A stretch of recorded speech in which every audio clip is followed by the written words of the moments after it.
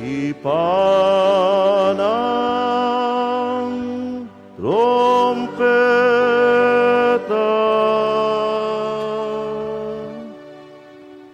Sa ngalan ng Ama at ng Anak at ng Espiritu Santo. Amen. Sumainyo ang Panginoon. At sumaiyo rin. Mga kapatid, tayo magpurit magpasalamat sa Diyos ngayong ginugunita ng simbahan ang pagkapakasakit ni San Juan Bautista. Ating itaas sa Diyos ang ating intensyon at panalangin. Alalahanin din natin ang karawan ni Obispo Alfredo Maria Obiar. At upang tayo lahat ay maging karapat-dapat sa ating pagdiriwang, ating pagsisihan ang ating mga nagawang kasalanan, inaamin ko sa makapangyarihang Diyos at sa inyong mga kapatid na lubha ako nagkasala sa isip, sa salita at sa gawa, sa aking pagkukulang.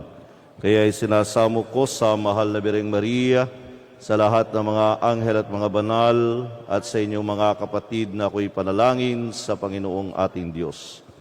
Kawaan tayo ng makapangyarihang Diyos, patawarin tayo sa ating mga kasalanan, patnubayan tayo sa buhay na walang hanggan. Amen.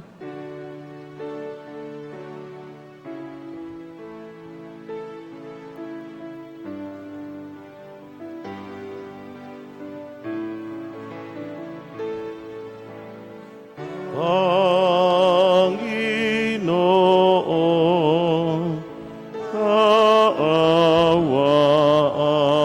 mo kami.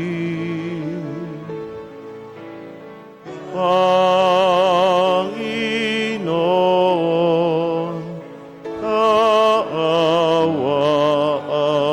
mo kami. Kristo, kaawaan mo kami. Kristo, kaawaan mo kami.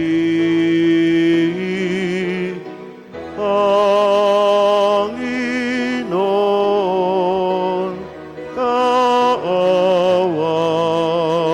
mo kami.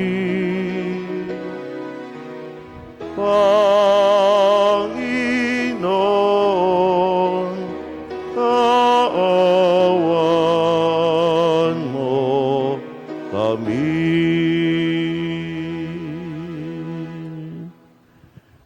Manalangin tayo. Ama naming makapangyarihan, niloob mong sa pagkasilang at pagkamatay, ang iyong anak ay pangunahan ni San Juan Bautista.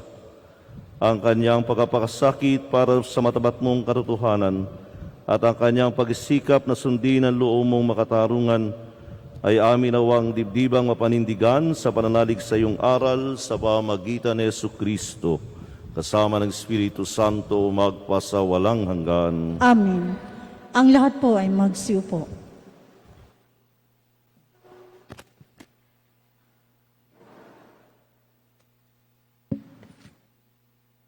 Pagbasa mula sa aklat ni Propeta Jeremias. Noong mga araw na iyon, sinabi sa akin ng Panginoon, magpakatatag ka, humayo ka at sabihin mo sa kanila ang lahat ng iutos ko. Huwag kang matatakot sa kanila ngayon. Pag hindi ka sumunod sa akin, lalo kang matatakot kung naroon ka na sa kaligitnaan nila. Pakinggan mong mabuti, Jeremias. Ang bawat isa sa lupaing ito, ang mga hari ng Huda, ang mga pinuno, ang mga saserdote, at ang buong bayan ay sasalungat sa iyo. Ngunit gagawin kitang sintibay ng isang lungsod na naliligid ng mga muong, sintatag ng haliging bakal o pader na tanso. Hindi ka nila matatalo sapagkat ako ang mag-iingat sa iyo. Akong Panginoon ang nagsasabi nito. Ang salita ng Diyos. Salamat sa Diyos. Patuloy kong isasaysay ang dulot mong kaligtasan. Patuloy kong isasaysay ang dulot mong kaligtasan. Sa iyo lang, Panginoon, lubos akong nananalig. Huwag mo akong pabayaang mapahiya at malupig. Tulungan mo ako ngayon, yabang ikaw ay matuwid. Ako sana'y sagipin, sa daing ko ay makinig. Patuloy kong isasaysay ang dulot mong kaligtasan. Ikaw nawa ang muog ko at ligtas na kanlungan. Matatag na kublihan ko at matibay na sanggalang. Sa lahat ng masasama, O Diyos, ako'y ipaglaban. Sa kuko ng mababagsik, huwag mo akong pabayaan. Patuloy kong isasaysay ang dulot mong kaligtasan. Panginoon, sa iyo ko nilagak ang pag-asa. Maliit pang bata ako, sa iyo'y may tiwala na. Sa simula at mula pa, wala akong inasahang mag-ingat sa sarili, kundi tanging ikaw lamang. Kaya naman ikaw poon pupurihin araw-araw. Patuloy kong isasaysay ang dulot mong kaligtasan. Pagkat ikaw ay dakila, patuloy kong isasaysay. Maghapon kong ihahayag ang dulot mong kaligtasan. Sa pulpa sa pagkabata ako'y iyong tinuruan, hanggang ngayon sinasambit ang gawa mong hinangaan. Patuloy kong isasaysay ang dulot ko mong kaligtasan. Ang lahat po ay magsitayo.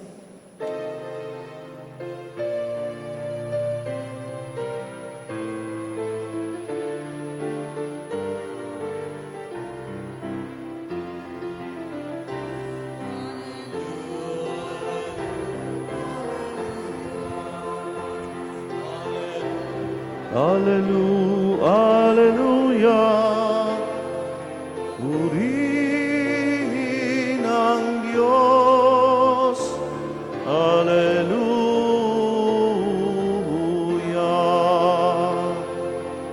Purihin ang Diyos. Alleluia.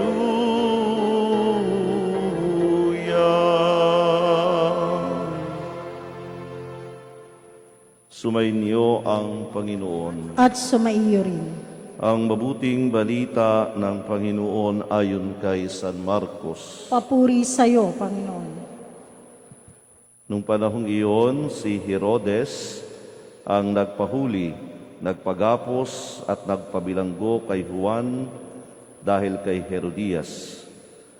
Ang babaeng ito'y asawa ni Felipe na kapatid ni Herodes, ngunit kinakasama niya. Laging sinasabi sa kanya ni Juan, "Hindi matuwid na kunin ninyo ang asawa ng inyong kapatid." Kaya't si Herodias ay nagkimkim ng galit kay Juan. Hinangad niyang ipapatay ito, ngunit hindi niya magawa, sapagkat natatakot si Herodes kay Juan. Alam niyang ito'y taong matuwid at banal, kaya ipinapagsanggalang niya. Gustong-gusto niyang makinig kay Juan, bagamat labis siyang nababagabag sa mga sinasabi nito. Sa wakas ay nagkaroon ng pagkakataon si Herodias nang anyayahan ni Herodes sa kanyang kaarawan ang kanyang mga kagawad, mga pinuno ng hukbo at mga pangunahing mamamayan ng Galilea. Pumasok ang anak na babae ni Herodias at nagsayaw. Labis na nasiyahan si Herodes at ang mga panauhin, kaya't sinabi ng hari sa dalaga, "Hingin mo sa akin ang anumang ibig mo at ibibigay ko sa iyo." At naisumpa pa niyang ibibigay kahit ang kalahati ng kanyang kaharian kung ito ang hihilingin. Lumabas ang dalaga at tinanong ang kanyang ina, "Ano ang hihingin ko?" "Ang ulo ni Juan Bautista," sagot ng ina. Dali-daling nagbalik ang dalaga sa kinaroroonan ng hari.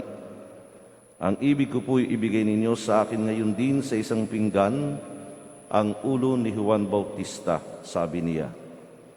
Labis na nalungkot ang hari, ngunit dahil sa kanyang sumpa na narinig ng kanyang mga panauhin, hindi niya matanggihan ang dalaga. Kagad niyang iniutos sa isang bantay na dalhin sa kaniya ang ulo ni Juan. Sumunod ang bantay at pinugutan si Juan sa bilangguan. Inilagay ang ulo sa isang pinggan at ibinigay sa dalaga. Ibinigay naman iyon ng dalaga sa kanyang ina. Nang babalitaan ito ng mga alagad ni Juan, kinuha nila ang kanyang bangkay at inilibing. Ang mabuting balita ng Panginoon. Pinupuri ka namin, Panginoong Kristo. Ang lahat po ay magsiupo. Magandang umaga po sa inyong lahat. Magandang umaga po, Padre. Gaydi sa mga nakikisa sa atin through live streaming, magandang umaga po sa inyong lahat. Ang gusto daw po nating marinig karaniwan ay ang mga magagandang salita. Kaya tuwang-tuwa tayo kapag sinasabi sa atin, mukha ka atang bata. Kahit ikaw'y senior na, pakiramdam mo bata ka nga. O kaya sasabihin sa iyo, pumapayat ka ata ngayon. Gumaganda ka ata ngayon. Tuwang-tuwa po tayo pag ganun. Pero pag sasabihan kang, ang laki naman ng tiyan mo, parang tumatanda ka ngayon, medyo tayo po'y nagdadamdam. Kasi ang gusto nating papakinggan, yung magagandang salita lamang. Kaya mahirap tanggapin kumisan kapag tayo po ay itinatama sa ating kamalian. Dahil pakiramdam natin, tayo pinapakialman, tayo ay nasasaktan. Ang gusto natin, pinababayaan na lang tayo. Ito ang ugali ng isa pong binabanggit sa ating ebanghelyo, si Herodias, yung kinakasama ni Herodes. Noong sinabihan ni Juan Bautista si Herodes ng kanyang maling pakikisama sa asawa ng kanyang kapatid, nagalit si Herodias at nagdamdam. Nag-isip ng paraan para iligpit si Juan Bautista. At sa ating ebanghelyo, natunghayan po natin ang isang pagkakataon para kaniyang hingin ang buhay, ang ulo ni Juan Bautista. Yun ang isang ugali ng tao. Aayaw nating mapapakinggan yung mga katotohanan sa buhay natin, sapagkat masakit ang katotohanan.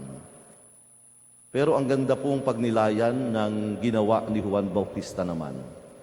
Sa bahagi ni Juan Bautista, hindi siya natakot na kanyang sabihin ang katotohanan, ang tama at mabuti.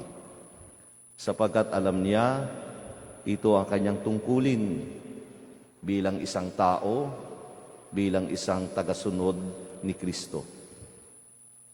Ipapahayag ang tama, ang mabuti, kahit ito'y mga hulugan ng sarili niyang buhay.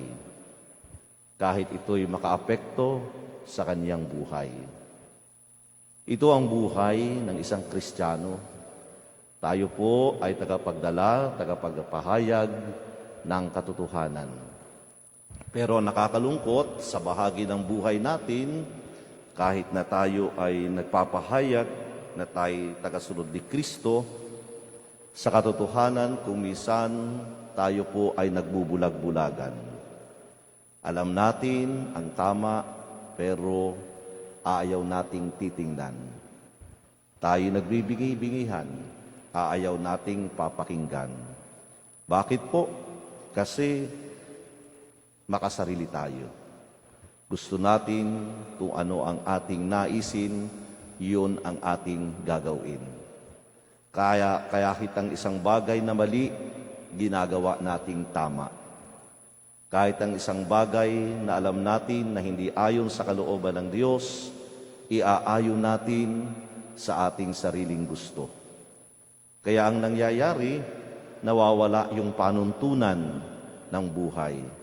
Nawawala yung panuntunan sa ating pamumuhay, sapagkat ang ninanais natin ay ang ating kagustuhan lamang. Ang ganda pong isipin na bawat isa sa atin ay may konsensya.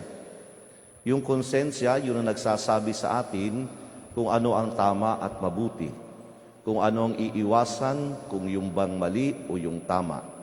At ang konsensya ay parating nagsasabi sa atin na parating pipiliin ang mabuti at ang tama.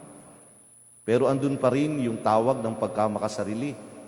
Kaya kumisan ang pinipili pa rin natin kahit mali. As long as pabor sa atin, pipiliin natin. Pero ang buhay ng Kristiyano ay parating pagpili ng mabuti at tama laban sa mali. Sapagkat ang buhay ng isang sumusunod sa Diyos ay ang pamumuhay sa katotohanan. Dito po tayo tinatawag ng ating pagdiriwang sa paggunita natin sa pagkapakasakit ni San Juan Bautista. Kahit ito'y mga hulugan ng ating sariling kaalwanan, kahit ito'y mga hulugan ng ating sariling buhay, kapag tayo ay nasa katotohanan at ginagawa natin ang tama at mabuti, hindi dapat tayo matakot at hindi dapat nating isakripisyo ang katotohanan. Ito ang pinanindigan ni Juan Bautista sa kanyang buhay. Dito rin po tayo tinatawag, ang tayo ay mabuhay sa katotohanan. Kahit kumisan nasasaktan tayo, kahit kumisan mahirap pakinggan, mahirap tayong itama. Pero yun ang ating tatanggapin, sapagkat yun ang pagpapakababa. Kapag tinatanggap mo sa iyong sarili ang katotohanan.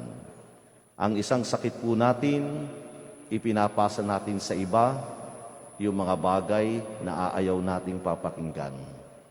Ang mahirap sa atin kumisan, dahil sa kawalan ng kababaan ng kalooban, nagagalit tayo sa iba kapag tayo sinasabihan. Umaaring kumisan, tayo nagdadamdam o kaya tayo nagtatalib ng sama ng loob. Kaya nga, maging huwara natin si Juan Bautista sa kanyang pagsisikap na parating pahiligahan ang tama at nadudid ang kanyang kababaan ng kalooban. Si Herodes, nakita po natin, alam niya ang tama, pero siya'y nagbulag-bulagan sapagkat mahalaga pa rin sa kanya ang kanyang maling kaugnayan. Mahalaga pa rin sa kanya ang kanyang kapangyarihan. Ang ating kapangyarihan, ang ating dapat na tunay na pahalagahan ay walang iba kung hindi ang Diyos. At kapag tayo ay nasa Diyos, ang lahat ng gagawin natin ay tama at mabuti. Kaya wag po nating pipiliin yung mga bagay na gusto lamang papakinggan natin. Maging bukas tayo sa pakikinig sa katotohanan upang siyang maging gabay natin at maging daan natin sa tama at mabubuting pamumuhay.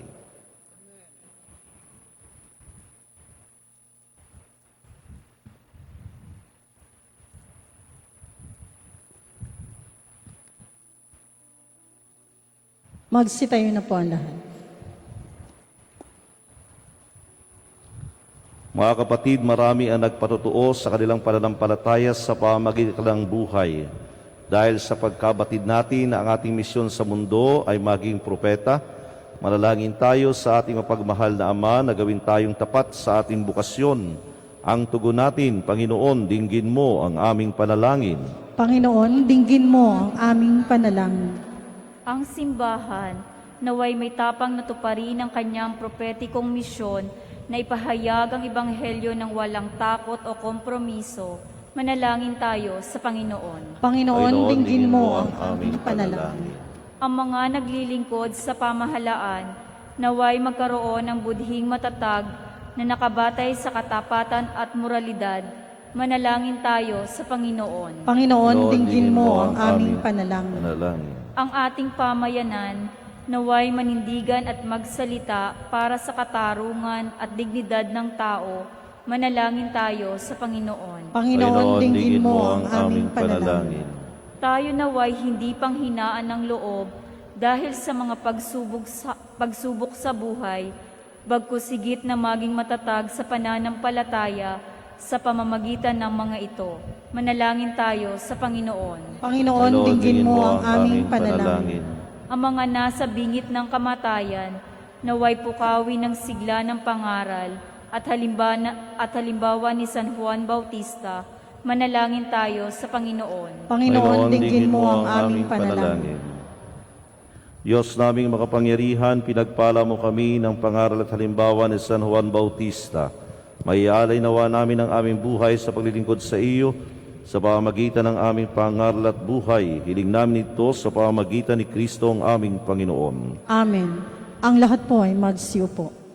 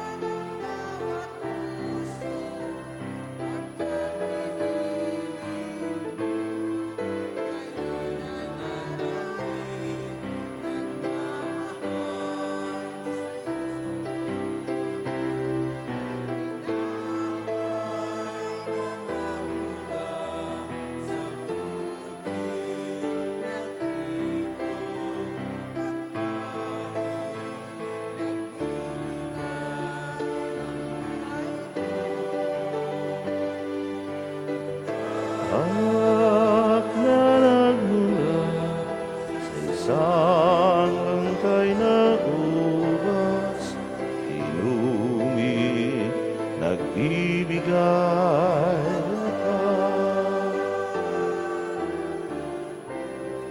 Ang lahat po ay magsitayo.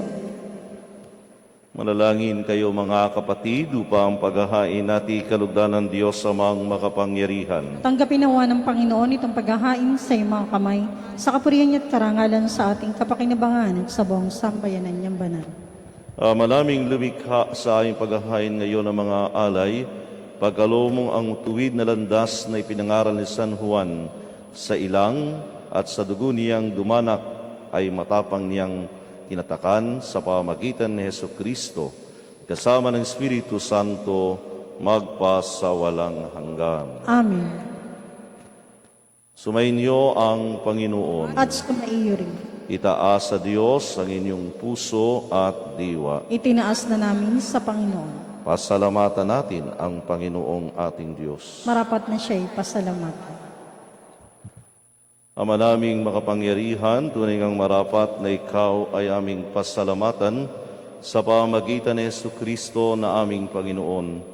Dinadakila namin ang pagkatalaga sa pinili mong sa Kanya'y manguna ang tagapagbinyag na San Juan Bautista. Sa lahat ng isinilang sa iyong itinangi at sa ligaya ng marami siya'y naging sanhi. Bago pa sa iluwal, Kanya nang ikinagalak ang pagdating ng tagapagligtas ng lahat. Sa talang propeta'y siya lang ang naghayag na narito ang korderong sa lahat magliligtas. Siya pa rin ang tagapagbinyag na gumanap sa nagpabanal sa tubig at nagutos magbinyag na tapat niyang pinanindigan kahit dugo niya'y dumanak. Kaya kaysa ng mga anghel na nagsisiawit ng papuri sa inang walang humpay sa kalangitan, kami nagbubunyi sa iyong kadakilaan.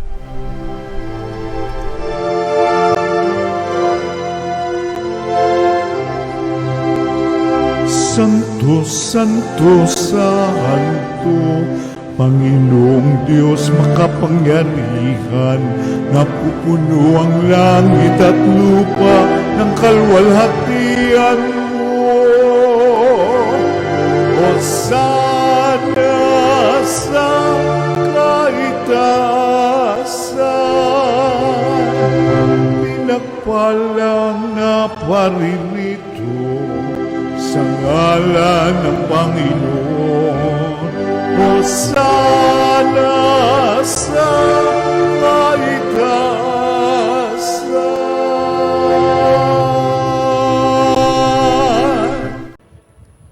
Ama naming banal, ikaw ang bukal ng tanang kabanalan.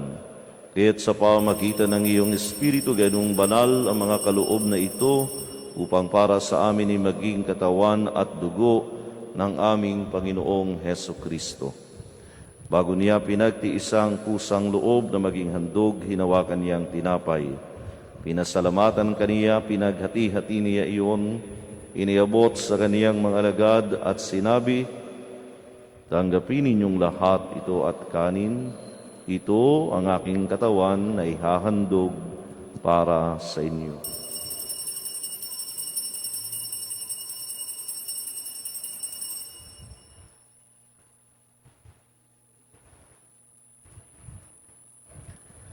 Gayon din naman, nung matapos ang hapunan, hinawakan niya ang kalis. Muli kaniyang pinasalamatan. Iniabot niya ang kalis sa kaniyang mga alagad at sinabi, tanggapin ninyong lahat ito at inumin, ito ang kalis ng aking dugo ng bago at walang hanggang tipan. Ang aking dugo na ibubuhos para sa inyo at para sa lahat sa ikapagpapatawad ng mga kasalanan. Gawin ninyo ito sa pag-alala sa akin.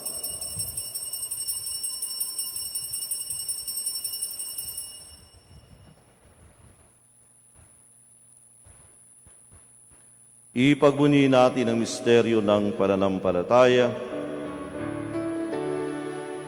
Si Kristo'y namatay, si Kristo'y nabuhay, Kristo'y babalik sa wakas ng panahon.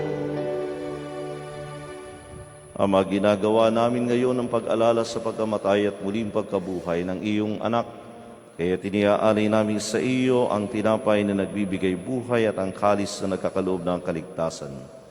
Kami nagpapasalamat dahil kami iyong minarapat na tumayo sa harap mo para maglingkod sa iyo. Sinasamo namin kami magsasalo-salo sa katawan at dugo ni Kristo ay buklod sa pagkakaisa sa pamagitan ng Espiritu Santo.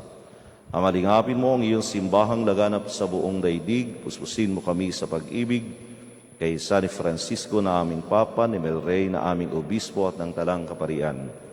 Alalahanin mo rin ang mga kapatid namin na himlay na may pag-asang sila muling mabubuhay, gayon din ang lahat ng mga pumanaw. Kawan mo sila patuloyin sa iyong kaliwanagan, kawan mo paginabatin kaming lahat na makasalo sa iyong buhay na walang wakas, kay sana mahal na Birheng Maria na ina ng Diyos ni San Jose na kanyang esposo, kay sana mga apostol ang lahat ng mga banal, na namuhay dito sa daigdig ng kalugod-lugod sa iyo, may pagdiwang nawa namin ang pagpupuri sa kararangal mo sa pamagitan ng iyong anak na aming Panginoong Hesu Kristo.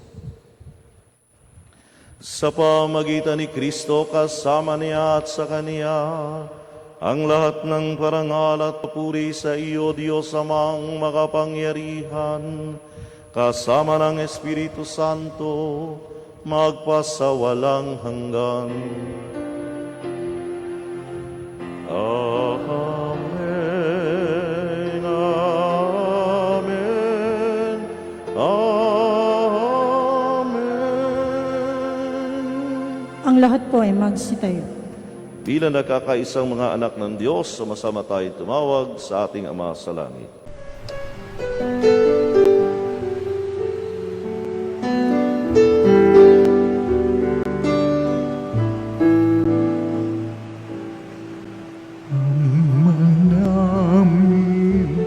Sumasalangit ka, sambahin ang ngalan mo, mapasamin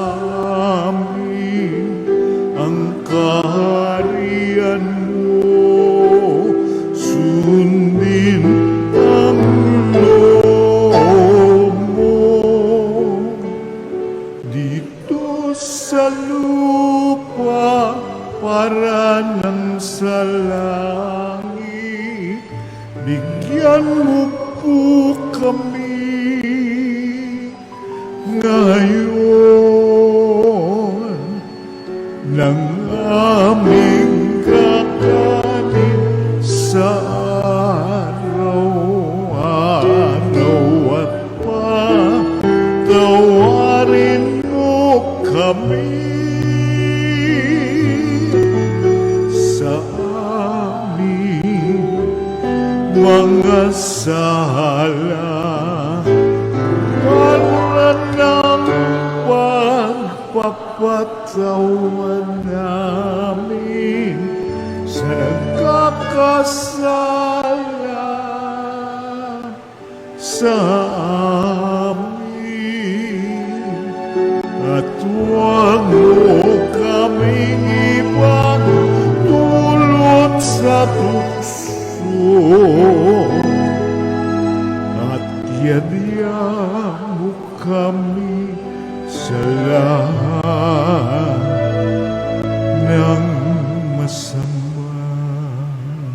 Inihiling namin kami adiya sa lahat ng masama, pagkalooban ng kapayapaan araw-araw, iligtas sa kasalanan, ilayas sa lahat ng kapahamakan, samantalang aming pinananabikan ang dakilang araw ng pagpapahayag ng tagapagligtas naming si Hesu Kristo.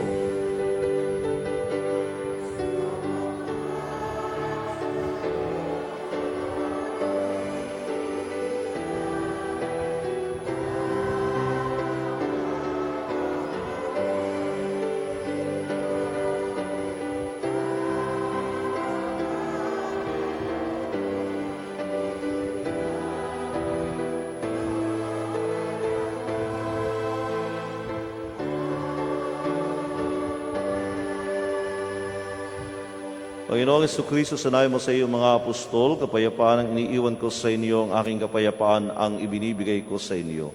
Tunghayan mo aming pananampalataya at huwag ang aming mga pagkakasala. Pagkalooban mo kami ng kapayapaan, pagkakaisa ayon sa iyong kalooban, kasama ng Espiritu Santo magpa sa walang hanggan. Amen. Ang kapayapaan ng Panginoon ay laging sumainyo. At sumaiyo rin. Magbigayan kayo ng kapayapaan sa isa't isa.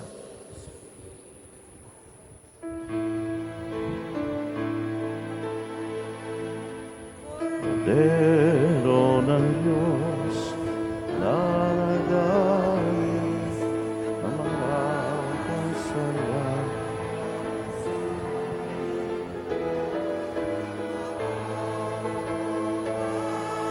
Sa amin, maawa ka sa amin.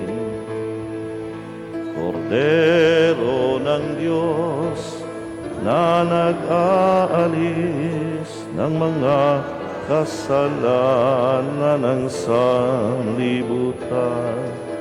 Maawa ka sa amin, maawa ka sa amin.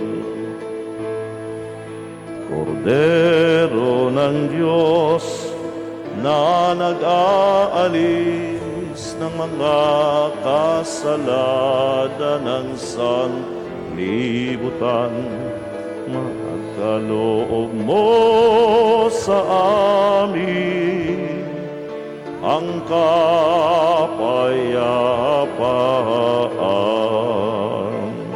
Ang lahat ay luhod.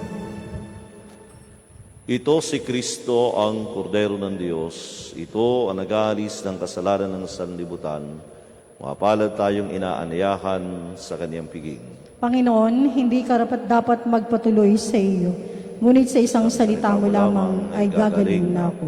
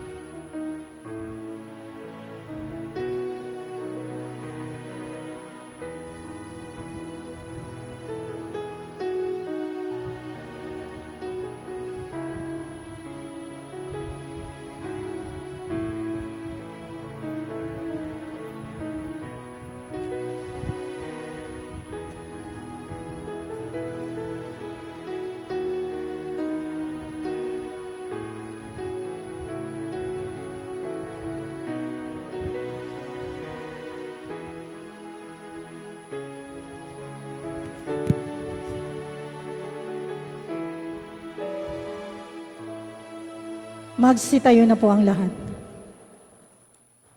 Manalangin tayo. Ama naming mapagmahal sa aming pag-asalo sa banal na pakikinabang, ngayong ipinagdiriwang pagsilang sa kalangitan ng tagapagpinyag na si Juan, ipagkaloob mong sambahin namin ang nilalahad nitong buhay at ikagalak naming lalo ang pagganap nito araw-araw sa pamamagitan ni Jesucristo kasama ng Espiritu Santo magpasawalang hanggan. Amen. Ang lahat po ay magsiupo. Para po sa natatanging panalangin at pagbabasbas, inaanyayahan po sa unahan na nagdiriwang ng kanilang karawan, anibersaryo ng kasal sa simbahan, maglalakbay, kukuha ng kahit anumang pagsusulit. Isusunod po dito ang pagbabasbas ng mga religious articles, mangyaring pumunta na rin po sa unahan. Maraming salamat po.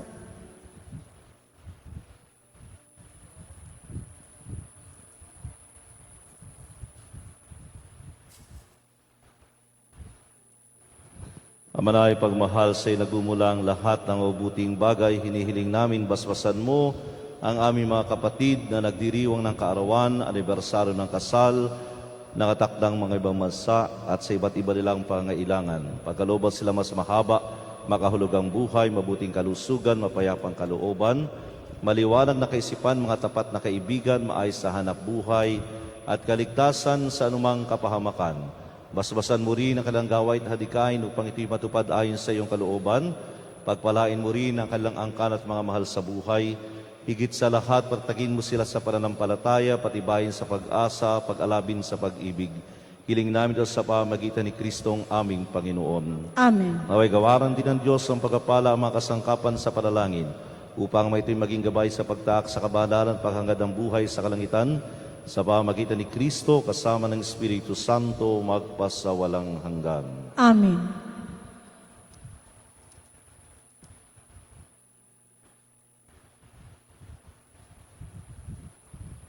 Palakpakan po natin ang mga nagdiriwang ng kanilang karawan at anibersaryo ng kanilang kasal.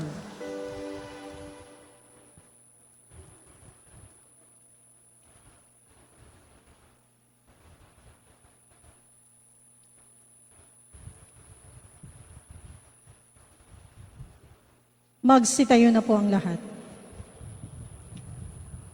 Sumainyo ang Panginoon. At sumaiyo. Pagpalain kayo ng makapangyarihang Diyos, Ama, Anak at Espiritu Santo. Amen.